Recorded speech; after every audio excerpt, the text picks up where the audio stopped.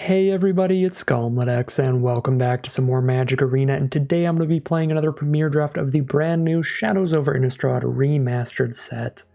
Without further ado, let's get into the draft. We don't have a super playable rare here. This is much more of a constructed all-star than a limited, so we're not that interested in that, but we've got some pretty nice uncommons here. Reaper of Flight Moonsilver has quite the name to it, but it's also just a pretty decent card. 5 mana, 3/3 flyer is not great, but if you have Delirium going, being able to sack a creature, give it +2/+1 until end of turn, makes it a pretty big threat. The Gaia Reach Bandit is also a fine card for any aggro deck, but the Rise from the Tides is what I'm pretty interested in. This is a nice build-around card for a deck that just has a ton of instants and sorceries. Great finisher for like a blue-red spells deck. So I'm pretty excited to maybe try to play a Rise from the Tides deck today. So that is what I'm going to pack one here. Alright, pack one, pick two. We see one of the Mythic uncommons in the format. Pack Guardian is a completely absurd magic card. For 4 mana, you're going to get a 4/3, and if you discard a land card from your hand, you're going to get a 2/2 green wolf as well. At instant speed, this is 6 power and 5 toughness at instant speed. Absolutely busted by limited standards. This can be an absolute blowout that changes the course of the game, and we are definitely going to take that here. Pack one, pick two. Pack one, pick three now. Let's just keep taking some powerful uncommons, I think. There's a Faith Unbroken here, which is kind of an Oblivion Ring. It's a little worse than an Oblivion Ring because in order for your opponent to save their creature from exile, all they have to do is kill whatever creature you put this on. So it's a pretty high variance card where it's absolutely going to win the game, or it can get you 2 for 1 pretty hard. So I don't know actually how good it is. I mean, when your opponent doesn't have a removal spell just immediately in hand, when it takes them a few turns to get rid of your creature that has this on there, it's going to be absolutely busted. But if they immediately have removal, it's going to be pretty bad. I don't know, it's interesting, but it seems powerful enough to definitely try it out here, and I'm going to scoop it up here. Alright, pack one, pick four now. We've got a Drogskull Captain from the Shadows of the Past, which is a pretty strong card for a blue-white Spirits deck.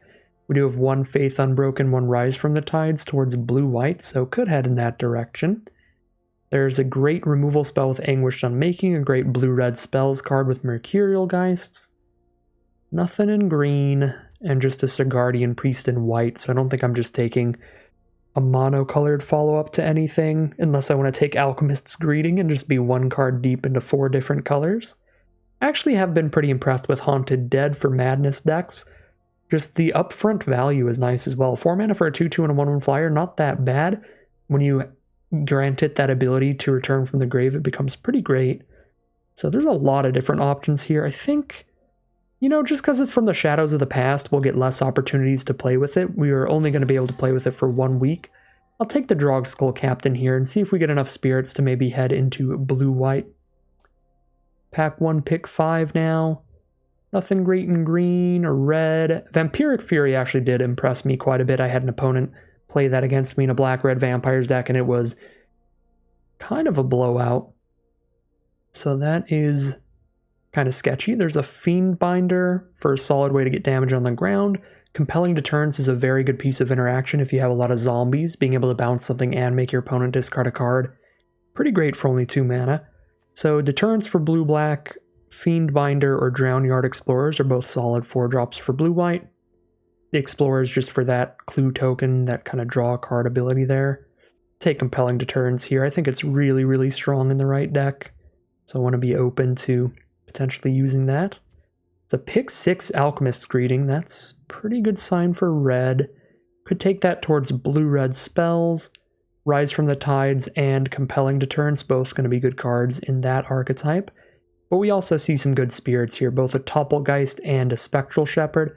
I actually think I like Topplegeist a little better. Just a 1 mana 1/1 flyer gets out really quickly, starts beating our opponent down, and if we can hit Delirium, if we can have 4 more card types in our graveyard, then it is going to be constantly tapping one of our opponent's creatures, which can be quite annoying and quite powerful. So I think I'm going to go for Topplegeist over the Spectral Shepherd, but those are pretty close. Yeah, I think I'm going to take one of those, go with this Drogskull Captain. try to get into that blue-white deck. Definitely could have been Red-Black Madness again, like we were last draft, because there's a Ravenous Bloodseeker and a Weirded Vampire here, along with all the Alchemist's Greetings and stuff we've seen past. But instead, we'll just take a Drag Under or an Angelic Purge. The Purge is great because we can sack a Clue token to exile anything. The Drag Under is just a great tempo play. I think I'll take the Purge here. We can also just sacrifice a land late game to use that as a removal spell. Ironclad Slayer is probably pretty good when you have a Faith Unbroken in your deck, right? 3 mana 3/2 is not a good deal if it's not doing anything when it hits the board, but it makes up for that in games where we have a Faith Unbroken in our graveyard. It's going to more than make up for that, so I think I'll take Ironclad Slayer here. Pack 1, pick 9. Take the 2 mana 2/1 Flying Spirit. Great stuff there. There's a great Madness enabler with Ravenous Bloodseeker, but we're kind of off it. And Sigardian Priest and Fiendbinder are both nice tappers, but I'd rather get the Spirit. The chance of going turn 2 Tattered Haunter into turn 2 Drogskull Captain is very tempting. That would be a very quick, very aggressive flying curve of creatures. I don't think I'll end up playing any of these no matter what. Let's just throw some nonsense in the sideboard. Grab the big slow Spirit, or grab the card that helps us potentially splash in a color. Really not a big fan of Stormrider Spirit. I think I'd rather take a Traveler's Amulet in case I do any splashing. Alright, pack 1, pick 12 now. I guess at this point we'll take a Sigardian Priest. Really not a fan of Explosive Apparatus. There's plenty of creatures with more than 2 toughness, and it's 4 mana for 2 damage when you put it all together, which is just a lot. So I'll take that Sigardian Priest here, nice little tapper. Pack 1, pick 13. Just all the kind of filler nonsense you're going to expect at the end of a pack. Alright. Magnifying Glass might be decent value. Kind of a lot of mana to keep investigating and getting clues though, so I'll just take the 2 mana 3/1. It's a little bold to go for a card that slow this early in the format. Pack 2, pick 1. We do get a solid on-color rare. Thalia Heretic Cathar is a 3 mana 3/2 first strike. That's kind of all she needs to be good and limited. But also, she's going to make it so creatures and non-basic lands our opponent's control enter the battlefield tapped. The non-basic land part probably doesn't matter, but being able to have all of our creatures that our opponent controls come to play tapped is going to make it so they can't block the turn they play them. Going to help us stay nice and aggressive. Definitely scoop up a Thalia there. She's also really good with an aura on her, like Faith Unbroken, to make her even bigger. A 5 power first striker. Pretty sweet pickup there. Pack 2, pick 1. Alright, pack 2, pick 2. We have a filler 2-drop Spirit, or a pretty good 3-drop one. Flash this in at instant speed, try to eat your opponent's 2 mana 2/2 on blocks, which is pretty big. I think I like Shieldmate better than Guardian of Pilgrims in a vacuum, but I do want to take another look at our curve here. We've got 3 2-drops already. One of them is really bad, though. I don't think we want to play Devilthorn Fox. And then we have 1 Topplegeist, so 4 cards that cost 2 or less. We have 3 3-drops. I think I'm going to go Guardian of Pilgrims over Shieldmate just to get more 2 mana cards in the deck right now. Ooh. And that's going to work out pretty well because we found a better 3 mana Spirit to take. The Nebelgast Herald, a 3 mana 2/1 Flash Flyer. When it or any other spirit enters the battlefield under our control, we get to tap a creature an opponent controls, so another huge payoff for having a ton of spirit creatures in our deck. We will happily scoop that up. Oh my god, pack 2, pick 4, Rattle Chains now, a 2 mana 2/1 Flash Flying Spirit. You could end the text right there and this would be great. It's just a way better version of the Tattered Haunter that I'm already excited to play. But this also gives a spirit hexproof till end of turn when it hits the board, and makes all of our other spirits have flash so we can cast them at instant speed. Such a good card here, and a second Nebelgast Herald. Well, we kind of just lucked into the correct archetype to be in. You know, we obviously had no way to know that we were going to get past the 2 Nebelgast Heralds and a Rattle Chains pack 2, so I'm not going to claim that I super correctly read the draft pod like an absolute genius. We just got very lucky with the cards that were going to get passed to us pack 2, and now the deck looks incredible. It's like a very real deck. Not much we can take here though.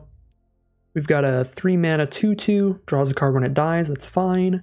Or Butcher's Cleaver. If I have a lot of humans, this is a good way to give them +3/+0 and lifelink.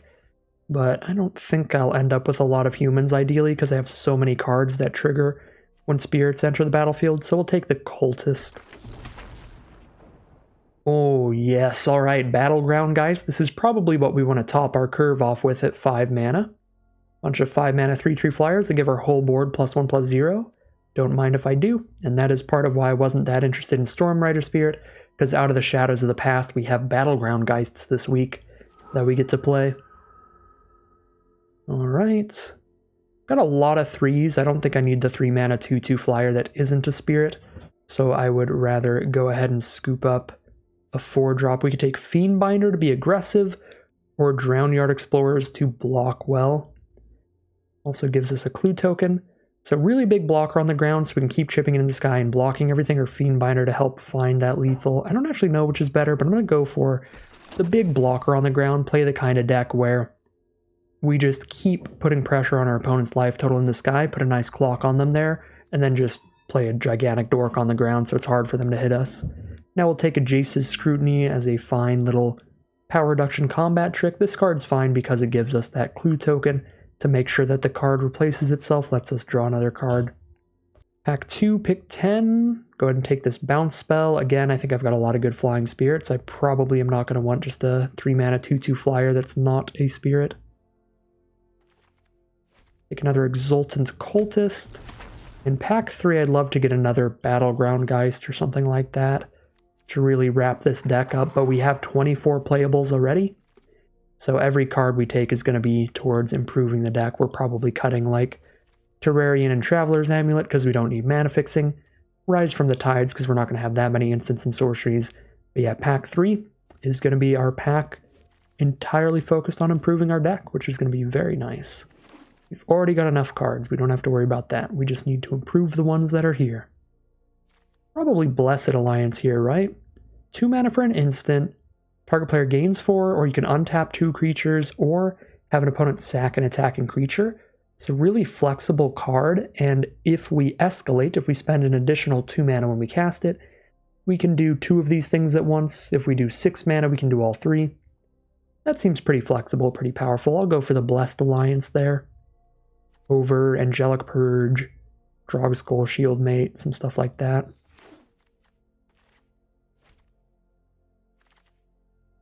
Alright, pack 3, pick 2. Go ahead and take a Guardian of Pilgrims for another good spirit 2-drop. Great to curve that up into a Drogskull Captain. It's a much better late game top deck than Devilthorn Fox in a deck that has like 2 Heralds to give it extra abilities. Stuff like that, so pretty easy choice there. Got a second copy of Faith Unbroken. That's going to make our Ironclad Slayer a lot better, so sure. Add it to the deck. There's not really anything else on color. I suppose there's a Sigardian Priest, but I'd like to try to make all my 2 mana cards spirits. Really just try to make every card in the deck a spirit if we're super lucky. So take a Faith Unbroken. I can go ahead and cut the Rise from the Tides and the Mana Fixers now, and we're back to 24 non-land cards again. This is what the deck looks like if we're playing 16 lands. Alright, what is this pack? These blue cards don't seem great.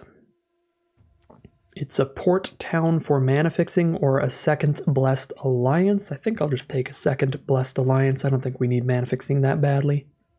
If Blessed Alliance weren't in there, I don't think I'm going to end up that interested in any of the other cards that were in that pack. So I think I would actually take the dual land if it weren't for Blessed Alliance. Ingenious Scab is actually a very impressive card.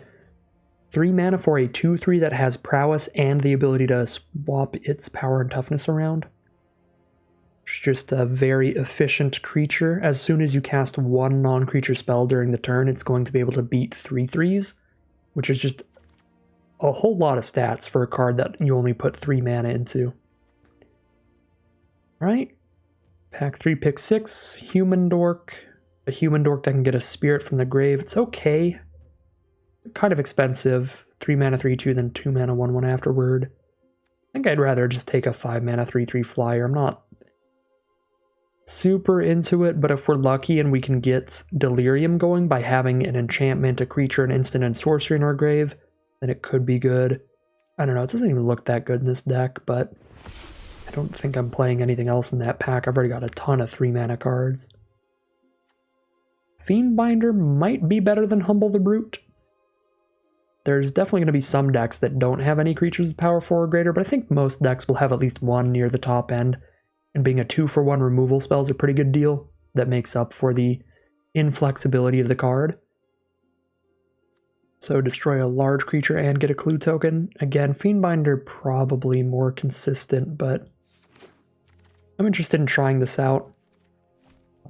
This is another draft that I've recorded during day 1 of the format, so this is like my 3rd draft of the format. Did a practice draft, the first draft video, and now I'm recording this one. So I gotta try everything out a little bit. Take a Dawngryph here, don't think it makes the cut. Alright, I can start scooping up all the Fiendbinders now to fill out the 4-mana slot, unless I want to be all in on Explorers.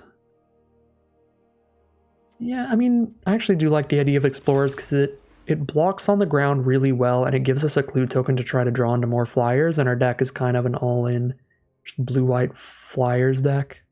Just kill them with some evasive threats.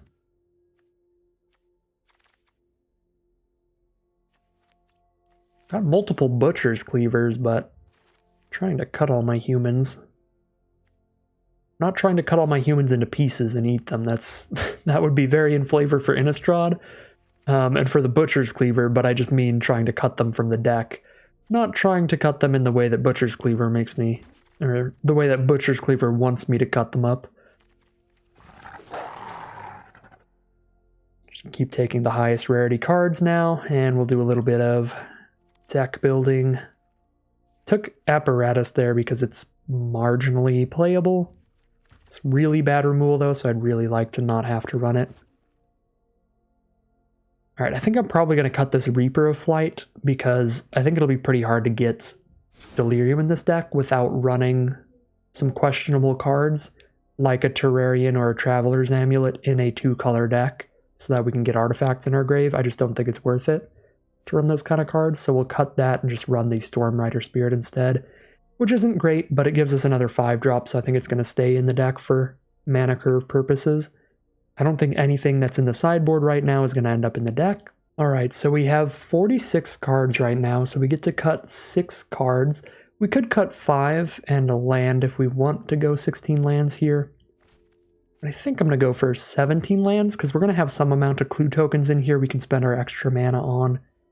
Dig us into some other cards, and I think I'm going to keep multiple 5-drops. I really like just the highest stat lines as possible on our 3-drops rather than just good value plays like Cultists. So I think I like cutting those there. And over any other mana slot on the mana curve, we should be cutting 3-mana cards, it looks like. I'm going to cut Compelling Deterrence as well, because I don't have enough zombies for it to be consistent as all. I actually think I only have one, the Ingenious Scab. Might have more than that, but still not enough for this to consistently make my opponent discard a card, so it's just a little bounce spell there. I don't generally like Convolute, but this deck does have a lot of stuff it can do at instant speed. We have Rattle Chains, 2 Nebelgast Heralds. If we manage to get a Rattle Chains on the board, then just all of our spirits have Flash. Stormrider Spirit naturally has Flash as well. So having a lot of cards you can cast at instant speed makes it a lot easier to hold up a counterspell like Convolute. Because if your opponent doesn't play something that needs to be countered, you can just play the creature. So it might still be worth running, but I think it's on the chopping block here. I think I am going to cut the Cultists. 3 more cuts to go. What is the creature count? 16?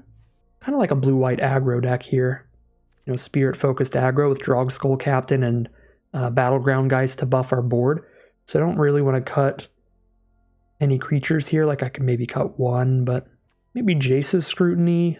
Ideally, our creatures aren't exactly getting blocked that often because we're focused on a lot of flyers and a lot of cards that can tap things down, Topplegeist and double Nebelgast Herald. So we're going to have less opportunities than most decks to use this as a combat trick to make our 3/3 kill their 3/3 without dying, which is where Jace's Scrutiny really shines. We can still use it to try to race, of course. You know, they attack us with a 3-power creature, we shut it off, get a clue token. But that's a much less impactful way to use it. And I've got, I think, better spells with Blessed Alliance and this Angelic Purge and stuff. So I think we cut a couple Scrutiny here, and then still one card to cut. I'm interested in trying the Convolute with, again, 1, 2, 3, 4 flash cards at least. Got Blessed Alliance is another instant to hold up. Humble the Brute is another instant. Maybe we get rid of the Drag Under here. 3-mana Sorcery is kind of a hard sell, because if I don't have any instants in my hand, I'm going to want to just play one of my 3-mana creatures like Drogskull Captain or Thalia or something like that. And if I do have an instant in my hand, I'm going to want to just hold that up instead, and then maybe flash in something, you know? So Drag Under might be a little hard for the deck. Again, it could be Humble the Brute. Maybe this card is just terrible. Maybe there's just not enough power 4 or greater creatures, but haven't drafted the format too much yet. I do want to try it out, and there are Eldrazi in the set. They're not as big as Eldrazi of the past, but they are large. They're all around 4 power or greater, all the Emerge cards. And of course there's Wolves and Werewolves as well. Even the Vampire decks and the Spirit decks and stuff can end up with some 4/4 rares and stuff. So I think we're going to run the deck like this, and that'll be the build. Alright, here's a look at the deck we're going to be playing today. This is a blue-white spirits deck. We're focused on a ton of flying spirits, many of which, like Topplegeist and our double Nebelgast Herald, can tap things down, many of which can be cast at instant speed, like Rattle Chains. So it's kind of a tricksy blue-white flyers deck, where we have a bunch of creatures that are super hard for our opponents to block, and a lot of good ways to buff them up and to tap down the few blockers that our opponents can set up. So sort of a tempo aggro deck here with some very nice stuff, kind of a twist on the classic blue-white flyers archetype. We do have some creatures on the ground like Sigardian Priest to keep things locked down. Ironclad Slayer can help pick up a Faith Unbroken if one of those dies, and Thalia is just a very, very good card. And then a couple Drownyard Explorers to give us a little bit of card draw with the Clue token, as well as hold down the fort on the ground, help us survive some attacks there. And then just a suite of decent non-creature spells, with Blessed Alliance being nice and flexible, Angelic Purge being a removal spell, Convolute for a counterspell, 2 Faith Unbrokens, which will be pretty absurd in this deck because we get to buff up a flyer and hit them even harder while we're exiling one of their creatures until they kill our flyer. And then 1 Humble the Brute to try out as a potential 2-for-1 removal spell. So very nice blue-white flyers deck here, blue-white spirits, tempo, aggro, very cool stuff that I'm excited to see how it does. So without further ado, let's get into that gameplay. Here we are for game 1. Our opponent is on the play, but we've got a great curve. Oh my god, and we drew a Topplegeist, so I can just play a flyer turn 1, a flyer turn 2, and a flyer turn 3. And then every spirit we play for the rest of the game gets to tap down a blocker. This could be insane. Our opponent is also on blue-white. Let's go ahead and ship in for 1. Puncturing Light. Goodbye, Topplegeist. Yeah, Blessed Alliance can't do anything about that. Play our Tattered Haunter and pass the turn now. Alright, 3 mana from our opponent, and a Bound by Moonsilver is the play for another removal spell. They're just like blue-white control over there. 2 mana removal into 3 mana removal are the plays.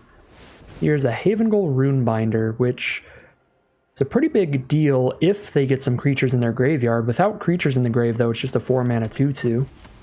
Once they get creatures in the grave, though, they can start exiling those to make zombies. It's a 3/3 zombie the first time because they put a counter on all their zombies after they use it. And then the second time they use it, they get another 3/3 zombie, put a +1/+1 counter on the other one. Which is pretty nasty. I don't think I want to Faith Unbroken this thing when there's no creatures in their grave.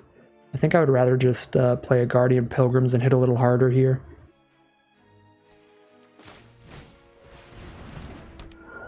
We can't flash in the Guardian of Pilgrims because we don't have a Rattle Chains, so we'll just play it right now. That'd been really nice, though. If we get those two cards together, that'll be incredible. Giving all of our spirits flash and the ability to tap things when they hit the board would be very nice. Alright, so our opponent plays a Thraben Inspector and immediately sacrifices the clue to draw a card. Play their 5th land now, Traveler's Amulet, so they can mana fix. Help fill up that delirium. Oh, there's Rattle Chains.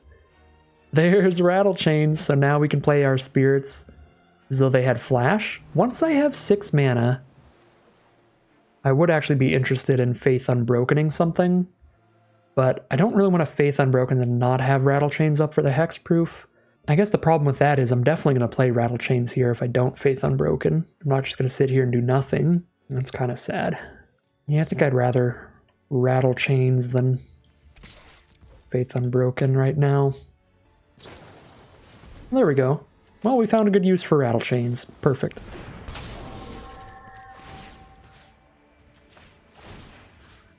Give the Herald hexproof so that it does not get hit by the spontaneous mutation. And we still hit for 2 in the sky. They're down to 1 card in hand. We have 4 power worth of flyers on board. That will kill them in 4 attacks, if we can keep them around. We don't have any way to do that, but they were down to 1 card until they drew this turn, so if they're just out of removal, then we don't really need to work to keep these flyers on board. They'll just kind of stick around naturally. Alright, so Traveler's Amulet just finds an island, so it was probably in there for Delirium, for getting an artifact into their graveyard to add to their card types in grave. Okay, so they play an Apothecary Geist. I can't exactly get through that, so now we're going to have to Faith Unbroken here. Ooh, oh my god. Double Nebelgast Herald? I guess I don't have to Faith Unbroken yet. Still kind of just wanting to save that for the last opportunity. Tap those 2. I don't exactly want to kill the Thraben Inspector while they have a Runebinder on board, because then they can just exile the Inspector from grave and get a zombie. Alright, so we do get a trade into the Runebinder. That's a nice trade up there. And we hit them for 4 in the sky. I can't believe any spirit that we draw into now taps 2 of their creatures and can be cast at instant speed. But I expect we're going to be casting them at sorcery speed, so that we can tap things down right before we attack. Alright. Another Plains. Well, they die in 2 swings to just 6 damage every time, so again, I'm just holding on to this Faith Unbroken. See if they do any tricks here. They've got 2 cards in their hand and 6 mana up. They did not play a land this turn. They would be on land drop 7 if they played a land every turn. They have a Blessed Alliance of their own. Untap up to 2 target creatures. Target opponent sacks an attacking creature. That is horrific. Wow, and they gain 4 life. Yeah. Okay, that's horrible. So we lose 2 of our creatures and they gain 4? Yeah. Okay. I mean, they just get to pick what my second one that I lose is, so I guess I just sack a Herald and then they have to choose Rattle Chains or Herald here. God, the fact that my Blessed Alliance can't respond to theirs at all is a rough one. I guess we should have Faith Unbroken. But I was not playing around an uncommon in the brand new set that I'm still unfamiliar with. I'm decent at playing around some of the commons by now, but definitely not the uncommons. Alright, well, we need them to have not much now. Seems like they don't have any instants at least, which is good. Hit for 4 a turn, we'll hit them, still kill them in 4 attacks here. Alright, land off the top, that's good for us. Take 1 from Thraben Inspector. I'm going to bind the Rattle Chains now, so we just hit them for 2 a turn instead of 4 a turn. Yes, they are. Alright. Ooh, Battleground Geist, that is a draw. So we can still play spirits with Flash, because the Rattle Chain still has its abilities, so we still get to play this Battleground Geist during their turn. Alright, Apothecary Geist from our opponent. Luckily no spirits for them, so they don't gain any more life. I'm going to send in the 1-2. Let's see if I can just eat that up. I can. That's nice. Now we play a land. We can block and trade into the Haunter or just take 3 from the Geist. Yeah, I'm cool with getting this trade out of the way. Then Explorers can get in because there's no blockers left. Play the Explorers and pass the turn.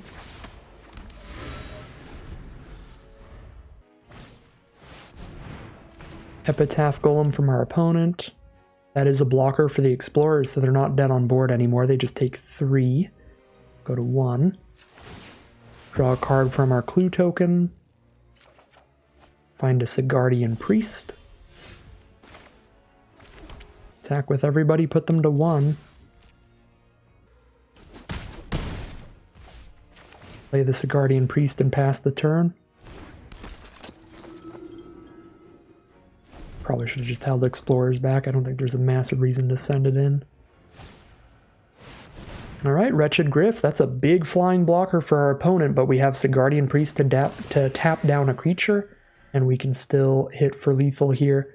Actually, don't even need to tap a creature down. I could just attack with all 3 of these, and we would find lethal. So that is going to be game. That is going to be a victory for us. 1-0 to start it off. Very spicy stuff. That Blessed Alliance was really big against us. That was like a pretty big 2-for-1, and they gained 3 life when they used it, so obviously I wasn't super happy to have that run up against me, but that does make me kind of happy we've got a Blessed Defiance of our own in here. Could be pretty strong in this deck. We'll see. We'll see how it does as we head into game 2. Alright, here we are in game 2. Our opponent's on the play. We've got a turn 1 Topplegeist, turn 3 Scab, turn 4 Explorers. Not a lot of flyers, but we have a good curve of spells. And both of our colors, so we will keep it. Ooh. Well, now we do have a good curve of flyers. We have a 1-mana 1/1 flyer into a 2-mana 2/1 flyer. Get things started in this guy. Alright, opponent is on blue-black with a turn 2 Ghoul Caller's Accomplice on the ground. We've got a nice 2/3 to block that later.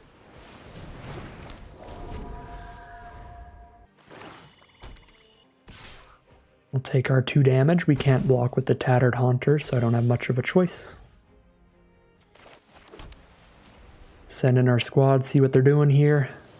Nebelgast Herald, what are you doing? That's my card. You're supposed to be blue-black zombies. So rude. Alright, we'll play an Ingenious Scab and pass the turn, so we can block the Ghoul Caller's Accomplice unless they have some combat tricks. Well, what could this be? +3/+1 lifelink? It's definitely a trick. Still be a trade. Is it +3/+1 indestructible lifelink? Alright, I don't know the tricks well enough. Let's see what it is. Let's learn the set today. Let's get some losses that we won't repeat. Oh no, is it +1-? Oh my god, yeah, that's really bad. Ooh. Card might be better than giving it credit for. That was nasty. Well, play a 2/4 and they can't really attack in. We'll just go block trade. Could also have gone Faith Unbroken there, because even if they kill whatever I put it on, we have the Slayer to return it back later. But these creatures aren't super big deals. I'm going to hold on to it. I could end up in the same predicament as last game, though, where I just end up never casting it, because I'm always scared of getting 2-for-1 back. Wretched Griff is the play. That draws a card when they cast the spell.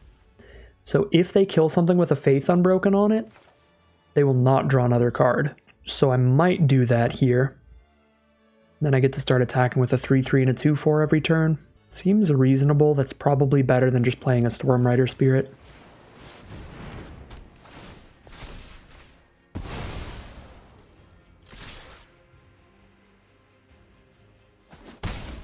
Alright, they're down to 13. Thing in the Ice is the play, so as they cast instants and sorceries, they remove ice counters from it. Once it has none, it becomes a 7/8 that bounces the entire board back to hand. Dragunder is A much better response to the Faith Unbroken than I was expecting or than I was wanting, because that just puts the Topplegeist back in my hand, so it's not even like they spent a full removal spell on it. Can't really get through a 3/4 flyer. Our opponent's down to 2 cards, though. If I don't play Topplegeist, they're going to know something's up, so I can't really just like hold up a Stormrider Spirit and expect things to go perfectly. Go Drogskull Captain Topplegeist here for now, or Topplegeist Ironclad Slayer. I want to get the Captain on board. So once I do re-pick up my Faith Unbroken, I can put it on a hexproof creature. They have to get through my Drogskull Captain first to stop my Faith Unbroken. Take 3 damage from the Wretched Griff.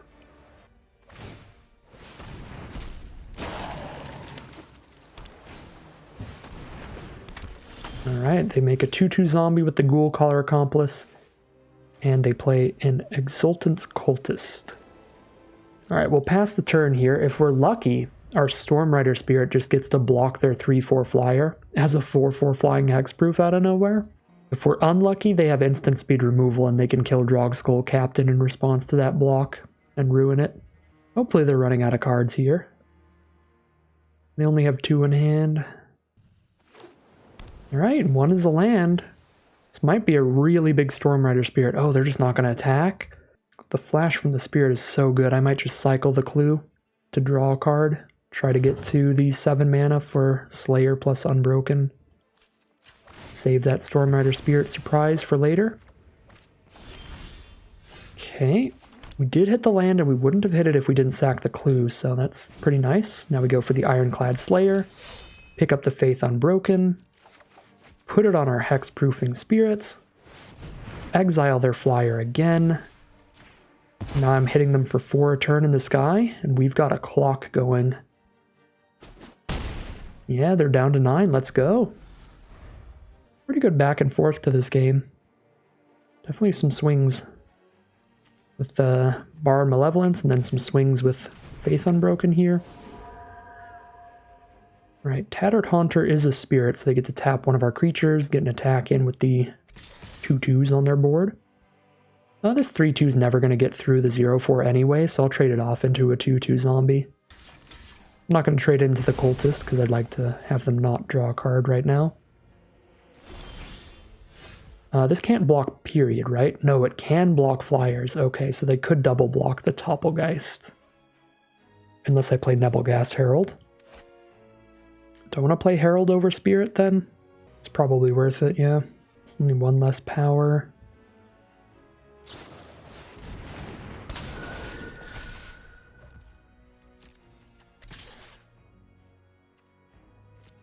Send in the Topplegeist. They are down to 5 now. Pass the turn. We've got an Angelic Purge to get one of the flyers out.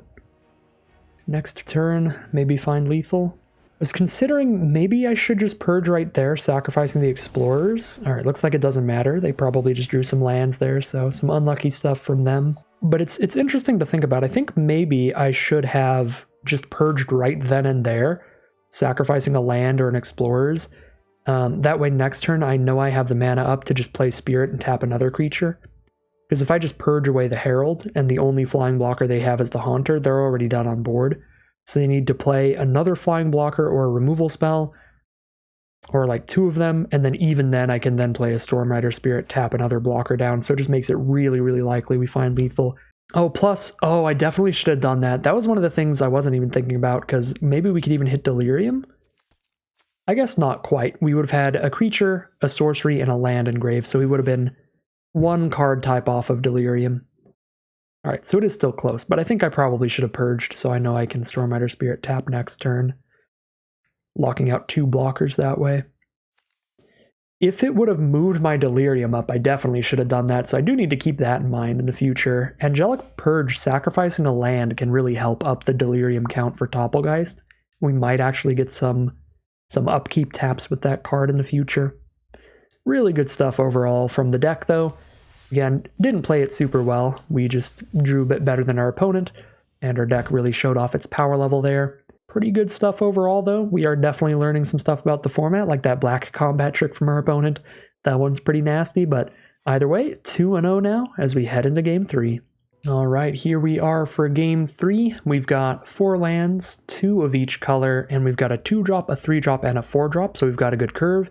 If we flood out a little bit, we can sack the clue from the explorers to draw another card, so it's like a pretty great opening hand altogether. So we'll start with the plains past the turn. Our opponent is on the play in black-red, but they don't have a 2-mana creature. So don't have to be super scared here. The red-black decks can make some really good aggressive madness strategies. That was the first deck we drafted in the format, and it was a very sweet one. So we're really happy to see our opponent not play a 2-mana or 3-mana card here. That's going to be pretty helpful. Nice slow hand from them.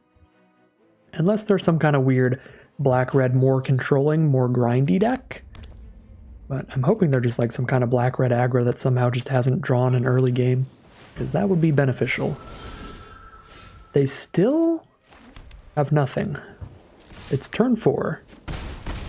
They might have a board wipe or something. I do not know what board wipes are in the format. I think there's like -2/-2 to everything. I'm just going to keep playing creatures because this is a 4 toughness thing. Okay, so they just kept because they had a mythic rare dragon thing.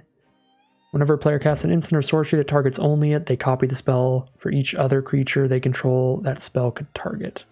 Okay. I think I just tap it down for now. I don't even Faith Unbroken. I just tap it down, then I kill it with Blessed Alliance if it attacks me. Then I can Faith Unbroken it next turn.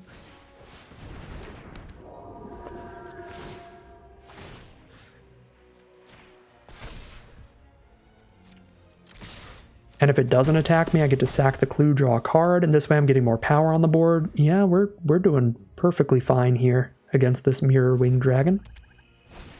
There's a dead weight from our opponent. All right, there goes the Herald. Now a Ravenous Bloodseeker from our opponent that can help trigger their Madness cards. Don't love to see that. So if they have like a Gisa's Bidding... Ooh. Whenever a player casts an instant or sorcery that targets only Mirror Wing Dragon, they copy it for each other creature. Oh, they control that the spell could target. Okay, I'm glad I didn't try to Angelic Purge it here. Okay, yeah, that would have been pretty bad. That would have been embarrassing. That's a way to learn the text on the card. Whenever a player casts an instant or sorcery that targets only it, they copy that spell for each other creature. They control that the spell could target. Okay. Okay.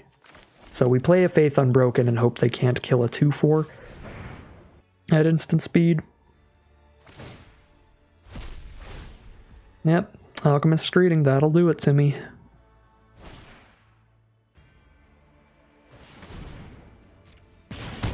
Not really have another line here, so that's just gonna happen. They're still low on cards, and we have a removal spell that can kill the Mirror Wing Dragon. So the game is not over here. Terrarian is the play. Doesn't do anything for now, but it'll mana fix them and draw them a card next turn. 2 more cards in their hand. No attacks. Alright. There's a Thalia as the draw. Well, we certainly cast a Thalia and then pass the turn.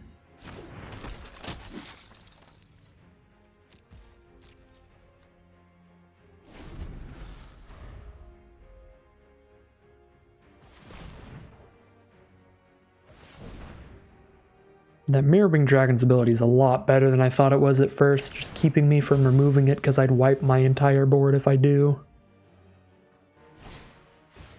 Another dead weight from our opponents. Thalia is gone. Oh, drawn to a plane, so they're splashing some kind of white card in the deck as well. Okay. We're just top decking over here, so it's going to be a lot of just passing the turn right now.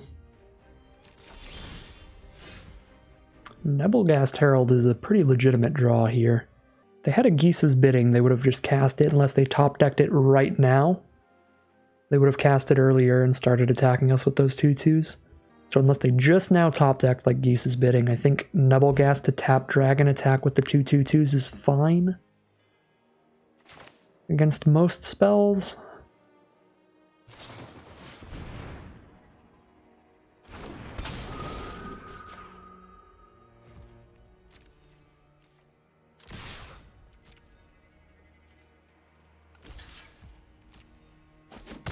Alright, hit for 2, they're down to 5.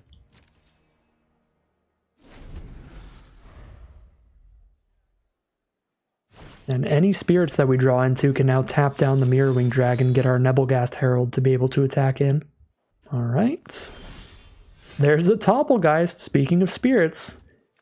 2 out of 4 card types. Do I have a sorcery yet? No, if I Angelic Purge, then Topplegeist is at Delirium as well, which is huge. And this is going to tap down 2 creatures right now. So if I Topplegeist, I tap Dragon and a Bloodseeker, and I can Angelic Purge another Bloodseeker, and then they have 0 blockers up if they don't have a spell here. And we know they just drew that Bloodseeker, so they shouldn't have like a Geese's Bidding or something, because Bloodseeker was their last draw. But they could definitely still have a spell that saves them from dying here. They just didn't want to cast yet, like a Galvanic Bombardment that they were saving for maybe a better creature or something. But they have nothing, and that's going to be game. 6 damage there. Really, really good stuff from Nebelgast Herald yet again. And I was going to say great stuff from Topplegeist. Yeah, with the ETB effect for sure. But we didn't actually get to do the Delirium trick, but still happy I thought on last game a little longer, because then that made me see, oh yeah, we get the Delirium too. It's like extra. It's like a bonus. Either way, great start to this draft. We're now 3-0. At least going to be going for an average run today. 3-0 as we head into game 4. All right, here we are on the play. Turn 1 Topplegeist. Turn 2 Priest. Hand's pretty slow after that, but we've got both our colors. I don't think I'm mulliganing this. The Priest can try to keep anything scary under control for a while. Oh wow, we top deck Rattle Chains. All right, we're just going to curve out some flyers then. Noose Constrictor. That's a reach creature. That's actually devastating. I mean, I think I still play Rattle Chains. Make the most of my mana here, but we can't really attack into that. You just discard a card, give it +1/+1. All of a sudden they're trading a land for Rattle Chains. Yeah, we gotta find a way to get this Noose Constrictor out of the way. So Guardian Priest passed the turn. Might have to just start using Priest to tap down the snake. The sneaky snake.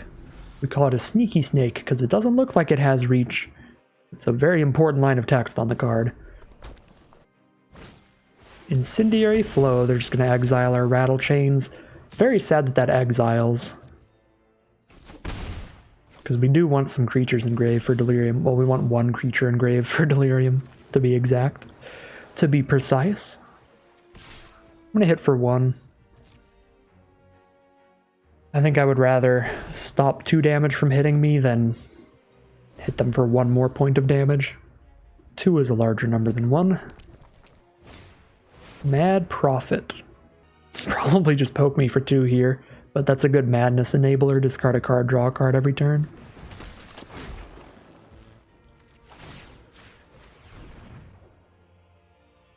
Can't tap the Mad Prophet because it's a human, but I wouldn't want to tap that one anyway. Alright, here's Battleground Geist.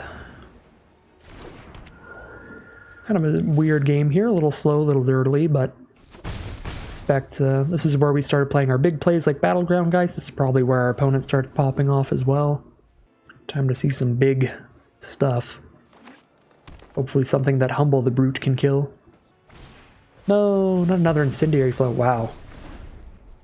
Yeah, it's just an excellent red removal spell. Rough to see the 2 of them together this early. Angelic Purge is going to be 2 out of 4 for Topplegeist Delirium. I just can't win the game with the current cards I have. We're currently just dying to 2/2/2s even if I exile one of them. I guess if I exile Mad Prophet, I can keep tapping Noose Constrictor. I can't tap the Prophet because it's a human, which is super awkward because Noose Constrictor is like the scarier card. I guess the card draw could be scary. Yeah, that's what I can do here, so exile a Mad Prophet and keep tapping a Noose Constrictor now. We still have enough mana for all the spells in our hand.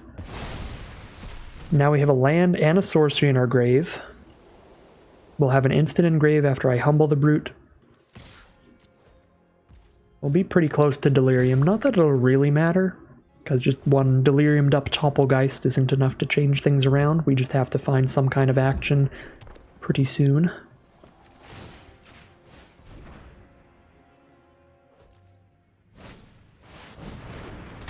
Gatstaff Arsonists. Well, that's gigantic, so we're just going to humble that.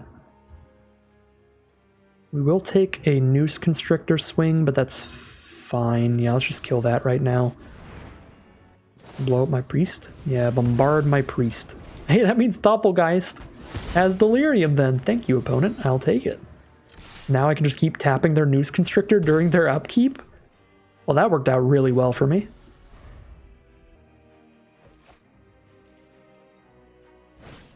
I'll keep the free tapper instead of the 1-mana tapper. Shrill Howler is scary, isn't it? Oh yeah, oh my god. Okay, so 3/1 creatures with power less than it can't block it. They can transform it for 6, then it's a 3/5 creatures with power less than it can't block it. When it deals combat damage to a player, they get a 3/2? That is going to kill me a lot. Alright, so next turn they're going to flip that and hit me with it. I guess I need to keep tapping that instead. And the Noose Constrictor gets to just hang out and do its thing. So we play the Captain and draw a card off the clue.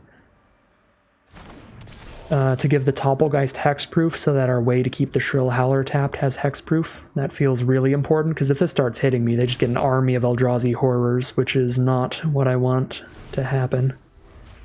So let's tap the Shrill Howler. Yeah, that is a respectfully terrifying card. They're just going to hold the Noose Constrictor up on blocks, which makes sense because it does have that reach and the ability to buff itself to beat either of these in combat.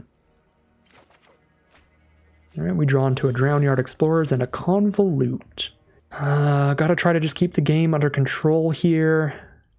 Keep that Shrill Howler tapped. Convolute if they do anything terrifying. We're going for a madness here. Blood Mad Vampire. I cannot convolute that, because they have the 4 mana up. Well, that's not... It's not great. I might have to trade Stormrider Spirit into that, or I could just take the 4, but that's not... It's not excellent. If I take the 4, it just turns into a 5/2, which I can still trade any of my 2/2s into, which is okay. I think I take 1 hit from it at least. Oh, dear. They have the +1/+1 double strike trick or something here? Do I hold up a Convolute or do I Stormrider Spirit here? I feel like I hold up a Convolute. Because let's see, 1, 2, 3, 4, 5, 6, 7, 8. I guess I don't kill them on the crackback, so if I just take 6, I'm down to 6. Dying pretty fast. Actually, really don't like this from our opponent, because I feel like it means some sort of trick, but the only block that would be good for me at all is blocking like Noose Constrictor with Stormrider Spirit. But then that plays terribly into a trick. I'm just going to not block here. We're down to 6.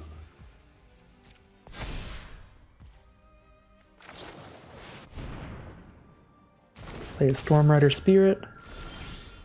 Okay. They're at 11. Could play Tattered Haunter and hold up Convolute. Tap Shrill Howler, but then I have to block one of these 2 creatures to not die. So what am I going to block with? That's the big question here, because I think I need to attack them with 2 of these so that I can attack them with 3 next turn and win. And I think one of them has to be Stormrider Spirit to attack with. Maybe we're blocking with Doppelgeist at this point. Yeah, because I mean, if they don't die on my next attack, they're going to take over this game regardless, I feel. I think I need to keep the buff and the hexproof. Okay. Tattered Haunter so I can hold up Convolute.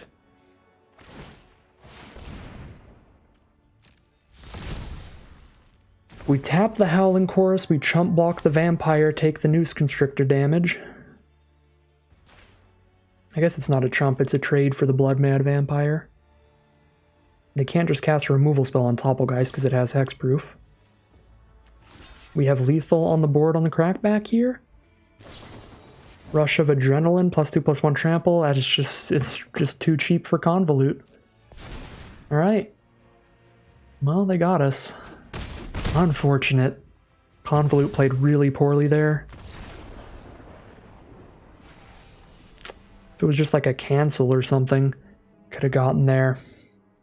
Yeah, that's so rough to be playing holding up the counter spell and it's just not going to counter the trick. It was a 1 mana +2/+1 trample. If we went for blocks last turn, it would still just get us. I assume they had that in hand last turn because they couldn't have killed us with that last turn. So they were just like, all right, I'll just deal 6. And they were just going to use it if we blocked. So yeah, if we did go for blocks last turn, then we still couldn't have convoluted. And then we're just losing a creature to that, which is still getting us killed in 2 attacks, most likely. Yeah, I don't think there's much we could do there against that cheap of a combat trick. Really bad showing from Convolute. That is many points lost in the pick order for Convolute for me. We are 3-1 as we head into Game 5. Alright, here we are in Game 5. We've got both of our colors, a Scab on 3, a Geist on 5. I don't have a lot of cheap cards here, but I think it's right on that borderline. We've got both our colors. Some stuff to do. A removal spell, a solid blocker. It's not going to be a mulligan, but it's not exactly a fantastic hand. Terrarian from our opponents. Drawn to a Sigardian Priest. It's a bit late for you. You don't fit into the curve at all, so I'm just going to probably play this on like turn 6 or something after both of these cards. Tattered Haunter will start things from our opponent. Blue-White Spirits Mirror Match. Kind of feels like, and this is like Shuffler Truther kind of stuff. This is not what Arena actually does, but it just feels mentally like Arena, even in draft, pairs you against like the same decks, because for yesterday's video, we played Rakdos Madness, and we played against like 3 or 4 Rakdos Madness decks. I don't think I played against more than 1 Blue-White Spirits deck, and now today, this is our second or third Blue-White deck we're playing against. So it just always kind of feels that way, even if it's not the case. Could cast Blessed Alliance to just gain 4 life and beat the Fiend. The Fiend Binder here? Sure. Alright, they are not going to block, so we don't need to do that, so we can instead tap out for the Battleground Geist. With no other spirits on board. Nice 5 mana 3/3 flyer. But good to get it out of the way for the future. And it could draw removal. Even just a 3/3 flyer is fine on this board state too. They only have 2 creatures out. Another Fiend Binder, so blocking's not going to be possible. That's for sure. But Blessed Alliance is a huge card to help us try to outrace them. It's going to cost 4 mana for us. Untap 2 creatures, make them sack an attacking creature. I'm really tempted to wait on Blessed Alliance. If I hit 6 mana, this card's going to be absurd. Make them sack an attacking creature, untap 2 of our creatures, and gain 4 life. That's going to just completely win us the game. So I'm tempted to just play Guardian and Priest here, rather than just holding up the Blessed Alliance. I think I'm going to do that. That might be too greedy, but I'm going for it. I should have played Guardian pre-combat. That was loose. I forgot that thing has text. Give us a creature +1/+1. Could have hit them for 1 more damage, so if we lose the game with our opponent at 1 life, that was my B. My bad. Still getting used to my friends, the Guardians of the Pilgrims. Alright, here's an Angelic Purge from our opponent, sacking the Terrarian to draw a card, exiling the Battleground Geist. We still have lethal on board if they attack with everybody and don't have a follow-up creature. They do need to worry about that. Well, they definitely have a follow-up creature.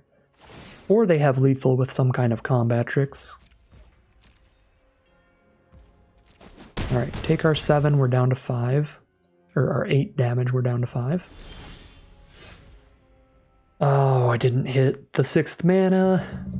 Well, do I hold up a Blessed Alliance for 1? Or do I go for a double Blessed Alliance here? I think I'm going to go for a 2 Blessed Alliance. Scab can hit for... Scab threatens to hit for 4 damage. So I don't have to attack with Sigardian Priest to threaten lethal. Not that it exactly helps me block, because they just Fiend Binder it down anyway. Yeah, since they Fiend Binder it down anyway, I'm just going to attack with everybody. Alright, so they're going to bounce the Ingenious Scab. Is there anything I can do about that? No. So we put them to 2. They need like a convolute or something to win. So I need to let the Fiendbinder abilities resolve and then cast Blessed Alliance. Because I don't want to untap stuff and have it then immediately get tapped back down anyway. Oh, Hope Against Hope might just kill us. No, there's still a way to win. There's still a way to win, barely though. We have to... If this card's a blank, we can still win here, but we have to gain the life now. So we need to choose to gain the life and untap 2 creatures and block both the Fiendbinders and be at 9. But I can't make them sack a creature and untap 2 creatures because then they'll just sack a Fiendbinder and I won't have a blocker for the 5 power thing. Oh, I guess no, if they sack a Fiendbinder, then this is only 4 power. So I guess either way works. I can't Humble the Brute either because then I just take 6. Okay, we have to escalate it. I'm not sure what is the safest play here, but I'm going to go for the gain 4 untap 2. That seems decently safe.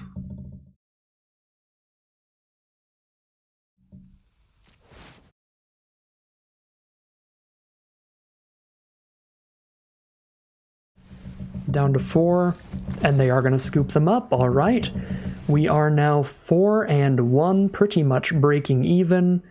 Slightly above average now. Pretty solid place to be as we head into round 6 now. All right, here we are in game 6. We've got a turn 2 Guardian into Scab or Priest into Scab, whatever we want to do here. Solid way to start a game off, so we'll keep the hand. Opponent starts with a Forest. Let's just put the maximum amount of power on the board. I know I'm not getting any value from the Enter the Battlefield effect from Guardian of Pilgrims, but it's not like I'm getting any value from the tap ability on Sigardian Priest yet either. That is a pretty good mana dork. Adds black or green and eventually becomes a Death Toucher as well.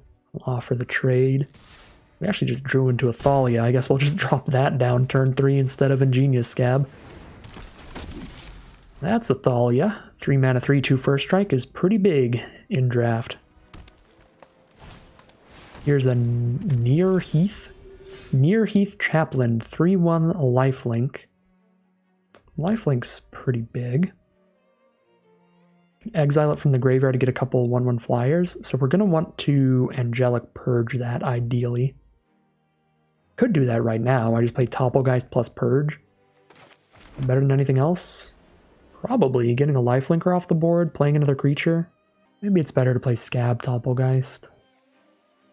Let them gain 3 one time. Those are kind of the 2 options. It's going to be basically Scab Topplegeist or Purge Topplegeist. I think that's annoying enough. I want to just purge it. Do I have any double blue cards or double white cards in the deck? I always forget. Nope, so it doesn't really matter which land we sack here. Sack an island.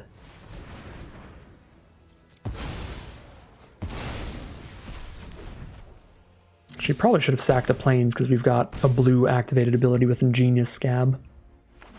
Even though we have potentially more white spells. Oh my god. They're just going to play a 3 mana 3/1 lifelink into the 4 mana 4/3 flying first strike lifelink. Well, we were not going to have a lot of fun here either way. Keep attacking in. I guess we'll have to try to Blessed Alliance Gisela. So we need to hope that they don't declare an attack with Deathcap Cultivator. Otherwise we can't kill Gisela. Alright. Not looking good. Guess I could have played Sigardian Priest instead if I want to play around them declaring an attack with the Cultivator. Feels a lot more likely they're trying to cast something with it. Fingers crossed that's what they're doing. No, alright, well that sucks. We just take the damage then. Butcher's Cleaver. Oh my god, why is everything in their deck lifelink? I'm trying to race. Trying to race over here. They don't have removal for Thalia. Thalia can keep the Cultivator off of us. Which could get Gisela to attack alone. Oh my god.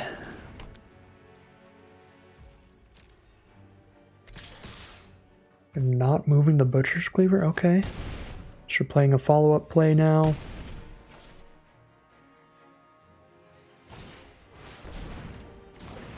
And just a 3-2 that hits the board tapped. Right. I don't think I've ever been so punished for casting Angelic Purge. This is such a life point swing. 10 damage on their board. We can't just attack with everybody. I think I literally just have to block with everybody now. I have to Topplegeist on Cultivator. Guardian the Slayer. Well, Thalia the Slayer. Let Gisela in again. So we play Priest here. If I hit one more mana, we could have still done untap 2 and make them sack a creature, which would have still been a great use for Alliance. Oh my god. Alright. Yeah, Subjugator Angel just taps the whole board when it hits. So, alright. I think it was just correct from an aggro, like, tempo sort of perspective to just immediately purge the early lifelinker there and keep the damage coming. It's just, Gisela is like the most punishing possible response to that line, especially with them playing Gisela and then playing around the Blessed Alliance to not just attack with Gisela alone there. Could have still won the game if they didn't attack alone, so they played it out very, very well. Rough stuff there, but very well played from our opponents. 4-2 as we head into round 7.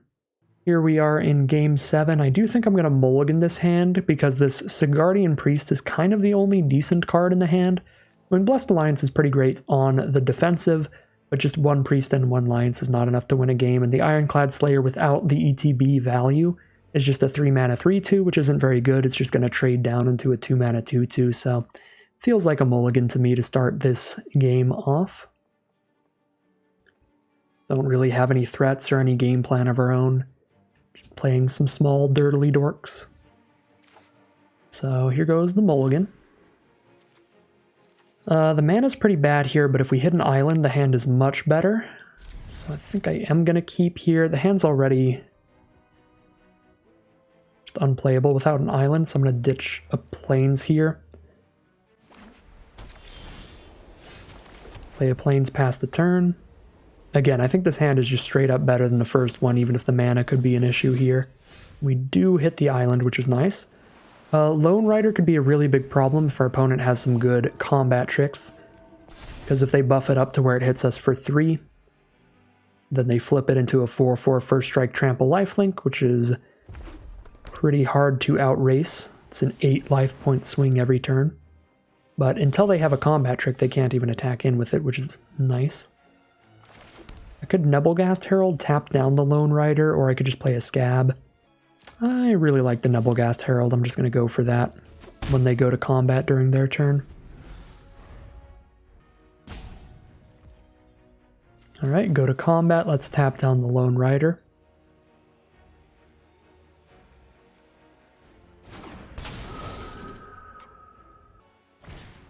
Post-combat, it is a Blood Mad Vampire, a 4/1 that gets a +1/+1 counter whenever it hits us. Pretty cool with trades for that. Do I stay aggressive and send the 2/2 in? Do I hold it back to have another blocker for that? I don't think I'm going to Faith Unbroken right now. I think I'm just playing the Ingenious Scab.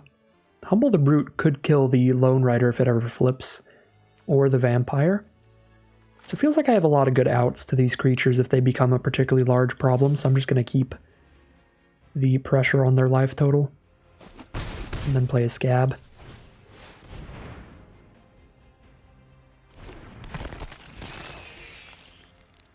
If they don't have a combat trick for the Lone Rider, then they should only be able to really get an attack in with the Blood Mad Vampire here. They are going to be tapping the Cryptolith Fragment to have us both lose a life there. Trying to get each player to 10 or less life to flip this. It does turn into a very big scary creature if they do. Ooh, alright, well, Lunarch Mantle's pretty nasty on the Lone Rider, but either of our removal spells is going to be really good on it. Oh my god. Lunarch Mantle Griff's Boon is the play. So they've got a 3/3 first strike lifelink and a 5/1 flyer that gets a counter every time it hits us. That does completely change the board state.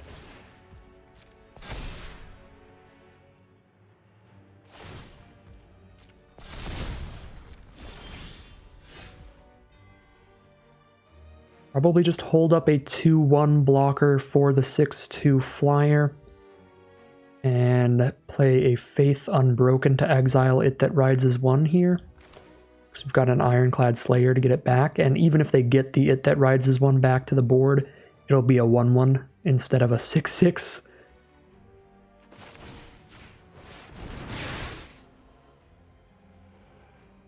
They have a 2-mana instant speed removal that can kill a 2/3, putting it on the Scab because it's the biggest creature, the hardest one for them to kill. Alright. No instant speed removal to deal with the Scab.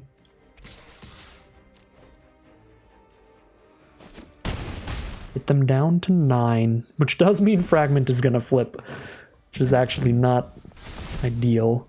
But it doesn't have haste, right? Yeah. I guess it can still attack this turn, though, because it doesn't need haste? Okay. Because it flipped last turn, technically. And I guess it was on the battlefield the whole time. Flip cards are kind of weird.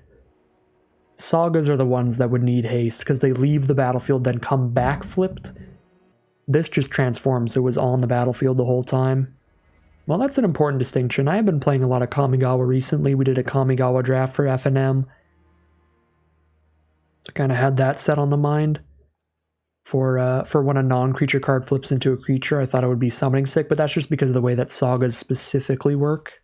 It looks like we might not be straight up dead because I didn't realize that, but I guess either way, it technically flipped during my turn, so even if it did work that way, it would have hit me.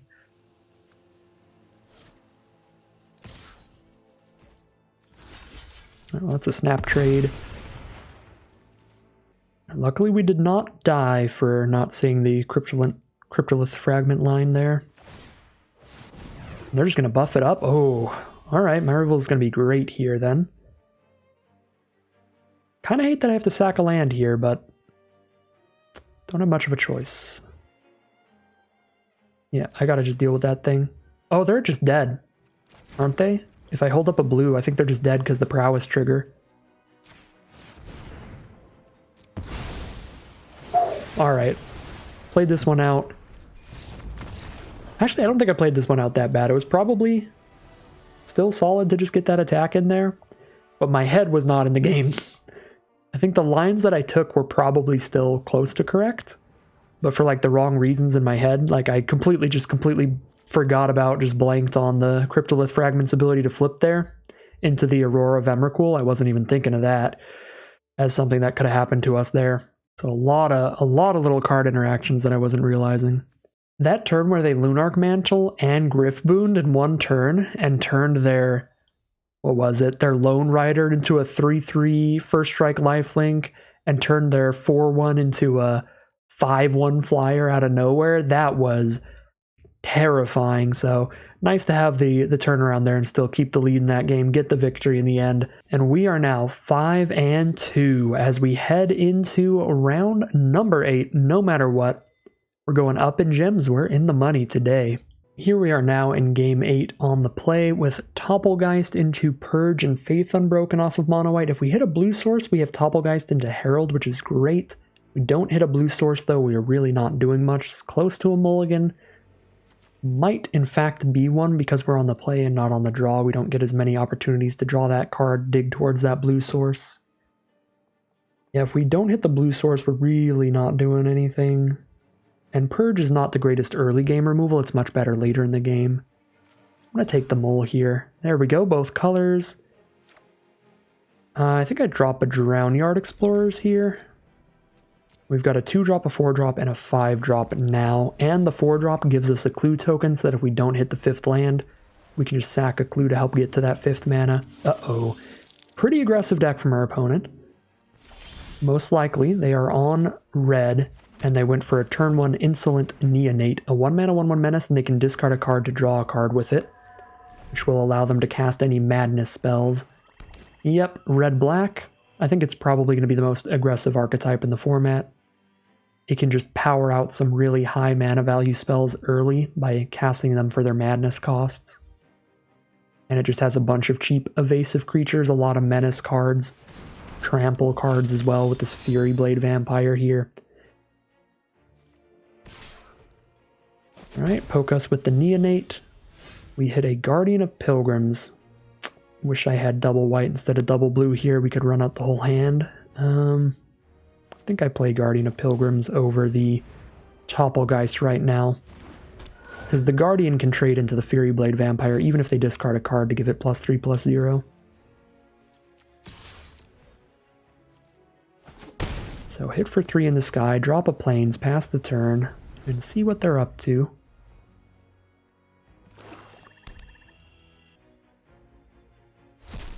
Madness card is a Stensia Masquerade, giving all of their attacking creatures first strike and putting counters on their creatures every time they hit us. That's kind of just going to run us over. I've got no viable blocks here. I could just chump block, but they would still trample over and get the +1/+1 counter. We have missed the 4th land drop, so we can't play a 2/4 to help block the vampire. Still just 1 white source, so I can't play both of these. Oh, Topplegeist isn't going to help us really at all until we have Delirium. Guess we Guardian Priest. Seems moderately more helpful here, but I don't think we can even hold up any blockers because the fact that their whole board has first strike. I guess we could double block Neonate here, but no, they could still first strike away the Guardian and then the Priest would only do 1 damage to the 2/2. Yeah, don't have any blocks against the first strike. So we'll just do what we can, get some damage in here. But this thing's actually going to be pretty explosive here.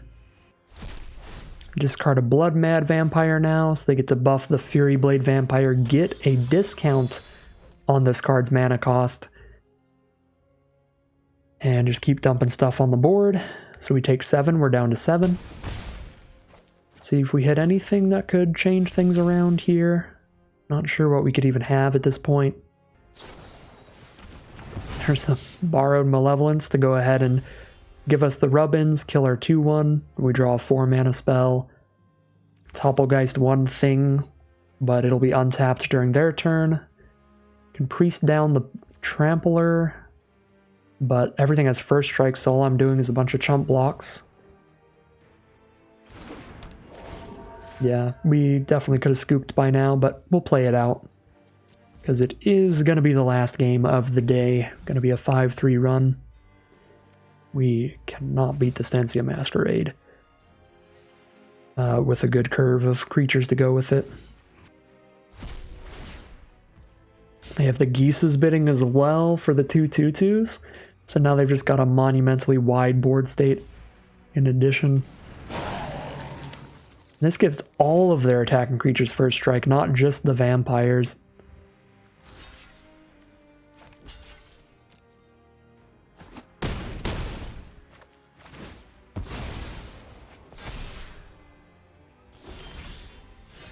Got the Faith Unbroken mana now, but this only exiles creatures. We can't exile the enchantments. And if I tap out for it, I can't tap with Priest. If I tap out for Explorers, I still only have 3 blockers. All their creatures have at least 2 power. So 3 blockers against 5 attackers is dead. If I Faith Unbroken instead, I still can't Priest, so it's just 2 blockers against 4 attackers, which is also dead. Yep, that is just dead on board, either line. Gonna be 5-3, a very explosive start from our last round opponent there with the red-black Madness deck. Definitely going to demolish us, but pretty great run today overall, 5-3. Cannot be unhappy with that. We are going to be going up in gyms. We're up in value for the day. Definitely got some good experiences with the Spirit deck. I think the Nebelgast Herald was sweet. That thing was incredible. Drogskull Captain was also pretty incredible. Those were pivotal in a lot of our wins. Some of the worst cards. Faith Unbroken was kind of a back and forth there. It was pretty great sometimes, but also kind of slow and dirtily others. Convolute was pretty horrible. The only time we drew it was just terrible the whole game. Never could counter anything. Everything else in the deck, I think, kind of did its job. I think Topplegeist was phenomenal when we got the Delirium off for it. Tattered Haunter was great. Rattlechains was great. Nebelgast was great. All the spirits worked pretty well. Even the Stormrider spirit played above its weight class with the Drogskull Captain that one game where we could play it as a 4/4 flash flyer. That was pretty spicy. Blessed Alliance was interesting. There was one game we got completely blown out by this card. There was one game where we completely won the game with this card, outracing our opponent. But then there were some other games where it was just like not going to do what we wanted it to do, or games where we were in the lead. It doesn't really do anything when you're already winning the race. It doesn't do anything when you're ahead. But I think it's still probably worth the cut because of how explosive it can be on the defensive. So I think it's still a good card, but I might have overvalued it a little bit. It was pretty bad in the Gisela game there. Angelic Purge, pretty solid. It's not great, it's not terrible. You definitely want to try to play it later in the game. The fact that you can sack a land to help get to that Delirium is pretty great. You just immediately get a sorcery and a land in your graveyard towards Delirium. That was very helpful for Toppelgeist. So that was nice, but also having this as our only removal spell in early hands was not great, because then we have to sack a legitimate creature, or we have to sack a land, or it's just not good early in the game. It's ideally at its best, again, late game sack a land, help add to Delirium, or late game sacrifice a clue token to cast it early without losing much value at all. But we didn't have that much clue token production. Humble the Brute was fine, but I found our games to be ending really quickly, either because we were pretty aggressive or our opponents were. So I didn't feel like we often had the 5 mana for the Humble Brute that often, or Humble the Brute that often. It just kind of showed up in a lot of our hands that we never hit a 5th land in, so Humble the Brute was maybe a bit of an underperformer. But again, overall, everything in the deck did some pretty sweet stuff.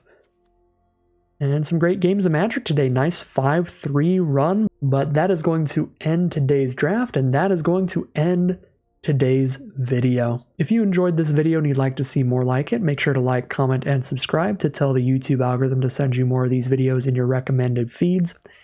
If you'd like to catch me live, you can hang out at the Twitch channel in the link in the description below.